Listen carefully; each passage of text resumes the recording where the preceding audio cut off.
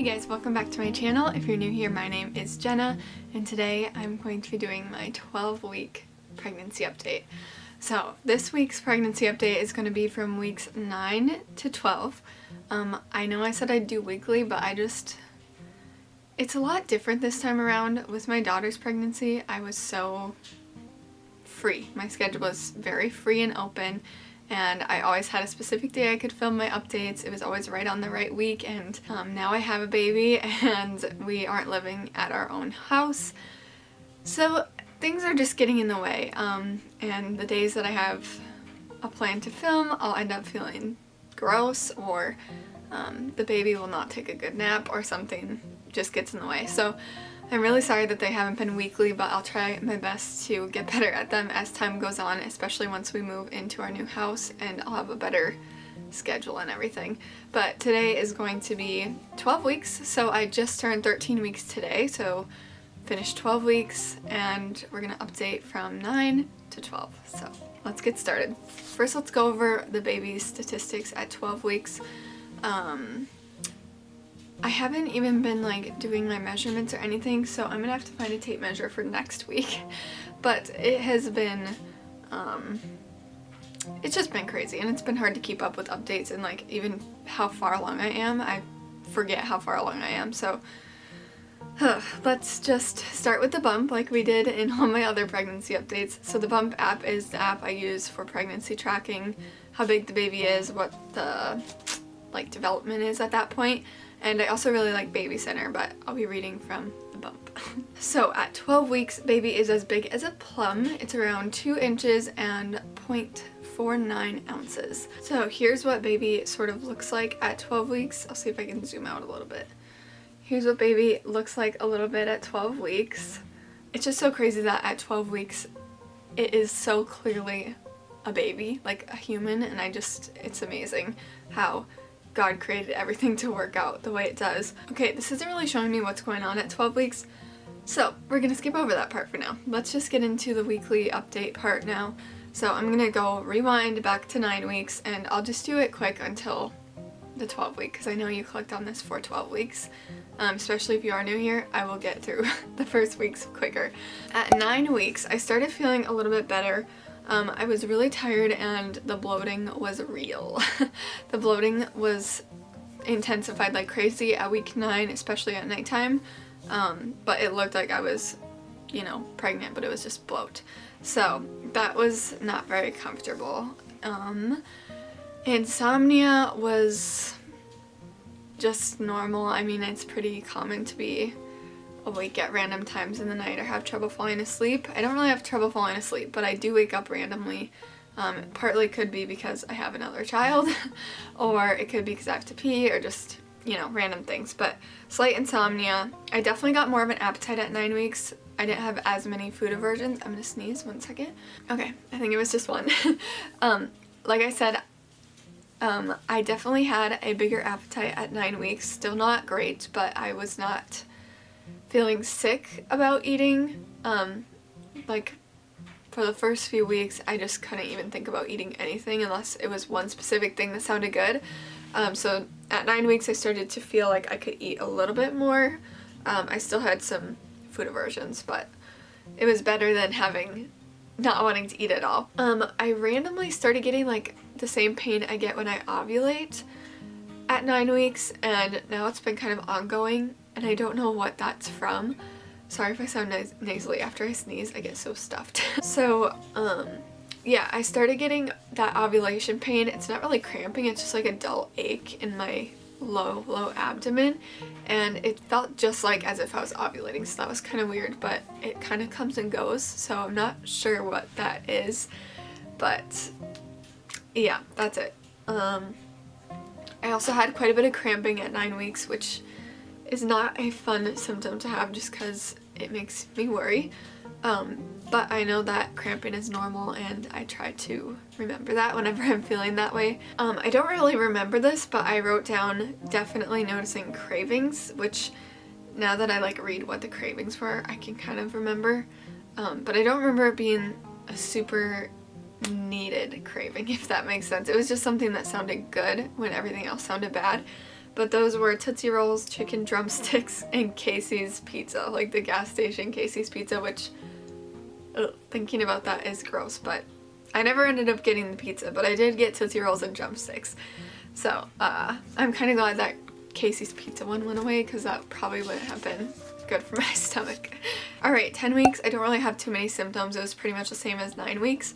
10 weeks, I felt pretty good. I had some extra energy, but this week was very, very tough because I had some really terrible pelvic pain in the back area, and I think a lot of it is from my tear from my first pregnancy, but I'm not sure. It only lasted a few days, but it was to the point where I couldn't really sit down or stand. I had to kind of like lay on my side, and it was just really, really painful, but it only lasted 2 to 3 days, which thank the Lord, because it was very, very difficult to function. But yeah, I'm not really sure what that was about. It just came randomly and went away randomly. So now on to 11 weeks. We're getting there. We're getting to 12 weeks. 11 weeks overall, I was pretty good. Again, most of my sickness had went away. I was getting more of an appetite. I think it was around 11 weeks or maybe 10 that I noticed I had lost 10 pounds, which was very shocking and kind of scary because I haven't been throwing up really. I was eating, and I didn't think food aversions would make me lose 10 pounds. I was actually down the lowest weight I've been in my adult life. I've been this low one other time, and it was when I was really sick. So I got a little bit worried, and I did bring that up to my doctor, which I'll talk about later. But I did randomly lose a lot of weight, which was just sort of, it just wasn't a comforting thing to see in pregnancy. Like, obviously you want to see the weight go up, but yeah, 10 pounds is kind of a lot, especially I don't normally fluctuate more than 3 pounds, so 10 pounds is a lot for me not trying to lose weight or anything. But at 11 weeks, I also started to show a little bit. I could tell because it was there in the morning and definitely at night, which is probably also thanks to bloating, but definitely started to show a little bit at 11 weeks, which was really fun and makes me happy. I love when I have a belly. But at 11 weeks, I also had some random days of sickness pop up here and there, which I was hoping I was done with because it had went away so much. But I'm still happy that I feel that because I know my hormones are still high, and I mentioned this in the last update, but I wanted to be pregnant so bad that I would sort of be jealous of people with morning sickness, and so just the fact that it's still slightly here makes me feel, I don't know, it's weird to say it makes me feel happy because it's really hard and like frustrating sometimes, but it does make me feel happy just knowing like, wow, I'm pregnant.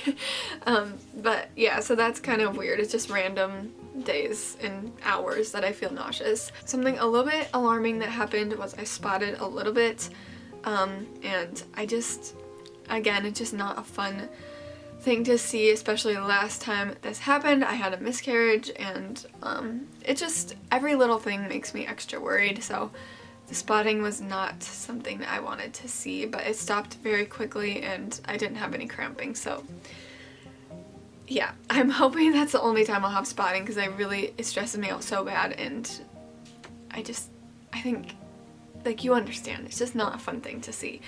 You don't want to see bleeding when you're pregnant, so that was thankfully only one time. And the last symptom at 11 weeks is also kind of like throughout the whole pregnancy, I just forgot to mention last time, is I have irritable bowel syndrome, and I don't like talking about it, but I like to bring it up because in case someone else who's watching this has irritable bowel syndrome, you feel less alone. But I have been having so many flares, and it kind of clicked when I realized that that's probably why I'm losing weight.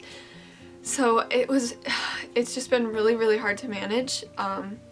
It's hard because it is almost like I'm in a constant flare, and it's not triggered by foods anymore. It's like just random times, and if you know me or have watched my videos, you know I don't really have good control due to my pelvic floor being so weak from birth, but it is it has been really, really tough, and it's hard to leave the house. It's hard to even go outside. It's just been really frustrating, so I did bring that up to my doctor as well, which I'll talk about in this next section. So I just wanted you to know, if you have IBS while you're pregnant too and you're having tons of flares, you're not alone, and it's frustrating, but we'll get through it. And now we're finally at 12 weeks. Sorry if that took way longer to get to than it should have, but 12 weeks. So on Monday is when I turn my different weeks. So the Monday I turned 12 weeks, I was feeling a little bit nauseous, and I figured it was because I woke up earlier than normal. And then I laid down a bit. I played with my daughter, and I felt fine after a bit. I was tired, but I felt better. Well, then after I thought that I was over the quick little morning nausea, I was just sitting on the floor with her, and all of a sudden I just threw up, and it was so weird because I didn't even feel sick enough to throw up. It was just so random. It was go to the bathroom, and it was so weird. I don't know if that's normal, throwing up without any nausea or anything, or if I just randomly, something triggered it. I have no idea, but that was the only time I have thrown up this pregnancy, which is mind-blowing. This is so different than my daughter's pregnancy. So yeah, it was strange, but also I was so shocked by it. It wasn't even a bad thing that happened, I guess. It was just so weird and out of the ordinary. Still at 12 weeks, I am having random nausea. Some days are worse than others. Some days I don't have anything. But it's different this time because I feel I can't fix it. Normally I feel if you eat something, it'll make you feel better, or if you can throw up, it'll make you feel better, or if you take a nap. But I feel anything I do doesn't fix it. It almost makes it worse if I actively try and make it better. So I just kind of let it run its course, and normally it's gone by lunchtime. But yeah, it's been so weird, and random days will just be kind of sucky. Then another symptom I've been having at 12 weeks is headaches, and if you watched my daughter's updates, I had terrible headaches with her that I narrowed down to yellow food dye or sugar, so I was able to avoid them towards the end, but I never really found a remedy for them.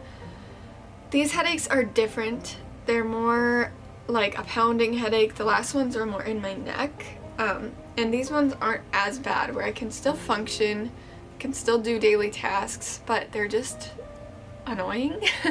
And again, with any other symptom, I don't want to make it seem like I'm complaining, because I wanted all these symptoms so bad. I just don't want to take any of it for granted, and I don't want anyone watching this who longs to be pregnant to be why are these pregnant women so ungrateful? Because I felt that way too. If someone complained about feeling yucky, I'm okay, well, some of us would just do anything to be pregnant, so enjoy it, lady.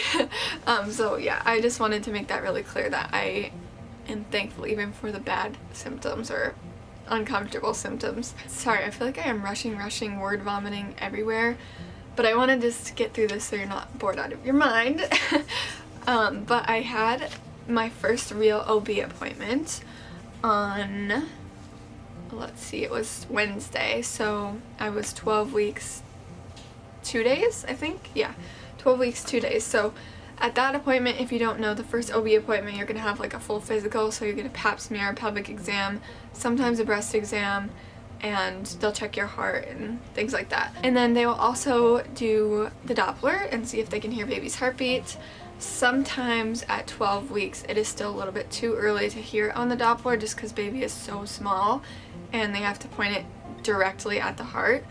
But it was a little nerve-wracking because everything about this pregnancy is stressing me out, because I'm so scared. I'm so scared that something's gonna happen. And even when I have ultrasounds, I feel I should be excited to go to ultrasounds or excited to hear the heartbeat, but it's not. I'm dreading it because I'm nervous I'm gonna get bad news every time. And so the whole time on my way there, I was oh, I just have such a terrible feeling.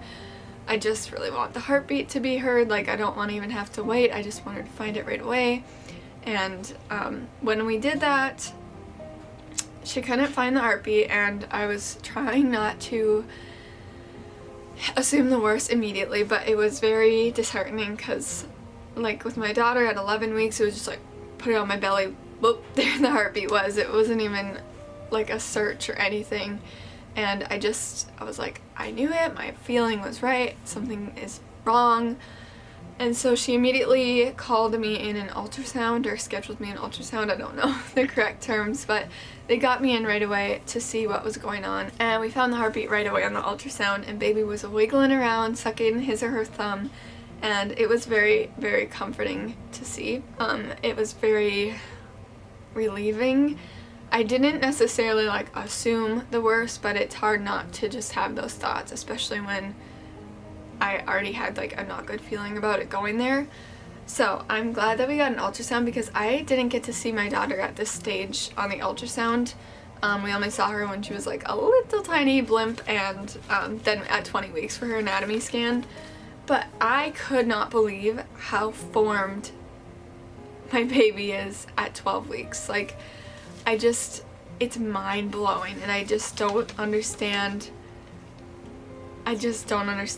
how people can say it's just cells. Like, I just can't believe it, because I literally saw my baby sucking his or her thumb and moving its arms and legs, crossing its legs. It had a heartbeat. It was moving, like turning its head. But I will put some pictures, I will show some pictures closer up of little baby boy or girl. One thing I did want to mention that I said I would talk about later is my IBS stuff. I talked to my doctor about it, and she agreed that it was not good that I was losing so much weight randomly. So she thought, well, let's get you into a gastroenterologist to make sure it's not something more serious, because it's not really following along the lines of IBS anymore. I can't really just avoid it with diet changes. So I'm going to see a gastroenterologist, and I'm very nervous because I assume, I'm not sure, but I assume they'll have to do some not fun invasive tests, or just not fun things to check. I don't know. I'm just really nervous, and I'm nervous for the answers I'll get, but I'm excited because I'm ready to like have my life back. It's definitely been the biggest stressor the past like 3 years of my life that I've been sick with this. So I'm excited to get answers, but I'm really nervous. So if you think about it, be praying for that, please, because I would really appreciate that. And then also she's going to schedule me in with a pelvic floor physical therapist because of some of my issues I'm having. We don't want that to continue at 22 years old. So I'm going to get in for PT and hope that fixes some problems. Along with that comes to my delivery. We talked about delivery options, and my doctor said, you know, C-section is a really strong option or good option because the tear I did have was so bad that if it tore again, it would just not be good. It would not be good at all. And the problem is you don't know if you're going to tear worse or not tear at all or tear less. It's just, you know, it's not an easy calculation because there's no way to tell the future. So she did say if I'm planning to have lots of babies, which I talked to her and told her I would love to have lots of babies if the Lord blesses us with many, that C-section is not the best route because that can decrease the number of children you can have if something goes wrong, or if your scar tissue doesn't heal properly. It just is a bigger risk. There's bigger risks associated with C-sections, especially multiple. So she's like, obviously a vaginal birth would be your best option if you knew you weren't going to tear as bad as you did. So it's kind of my call, I guess. I feel like I've healed pretty well besides the incontinence issues, but otherwise I feel like it has healed pretty well and I don't have much pain anymore. So I'd like to try another natural birth, but I'm gonna pray about it and just hope that I am led in the right direction, because that's what I really want. I feel like it would be really healing for me, I guess, because I do have kind of a not good remembrance of birth. I feel like it would be just what I need and just, you know, healing. So I hope that is what happens, but I did want to mention one more thing. Sorry, I know this is probably getting really long, and that is about my retained placenta. I don't know how much I've talked about this, but I will probably do a whole video on that whole experience because I didn't even know that was a thing, and I wish I did, so I think I'll make a whole video on it. But I had a retained placenta with my first baby, and that caused some complications. That could have been the reason it took us a bit longer to get pregnant this time. I even wonder if it was a reason for my miscarriage. And on the ultrasound, the doctor did say she saw a little bit of a calcification, I think it's called, and she doesn't think it's part of the placenta anymore. She thinks it's scar tissue, but she said even if it is part of the retained placenta, it's so small that it's not going to cause any issues for delivery or this pregnancy. So that gave me a lot of peace, because it just didn't seem like something to mess with, having like a extra piece of matter that wasn't connected to this pregnancy. Like if it detached early or something, I didn't know if that would cause bleeding or a hemorrhage or just harm to this baby or me. So that was really nice to hear that it wasn't going to cause any problems, and that was really comforting. But okay, I think that's all I have to say. I know I just threw out so much information, but I hope that you enjoyed this little update. Again, I'm going to really try and be better about my weekly updates. It's just so hard when we don't have like a schedule and I don't have our own house and I have a baby and I feel sick. It's just kind of been all over the place. So I'm sorry about that, but I will try my best. And yeah, thank you so much for watching. If you're watching this because you're also pregnant, I would love to hear in the comments how far along you are, what your symptoms have been. I'd also love if you found me on Instagram. It's one of my favorite things to get to connect with other mamas pregnant, or, you know, just mamas in general, or not even mamas. I just like to make friends because I'm not good at making friends in person. So that is the great thing about social media. But I will put my Instagram on the screen as well as in the description. And yeah, if you've been watching my videos for a while and you're not subscribed yet, or you're brand new, feel free to subscribe and become a part of this little community and follow along on my little baby growing. Yeah, that's all I really have to say. Thank you so much for watching, and maybe I'll see you back next time. Bye!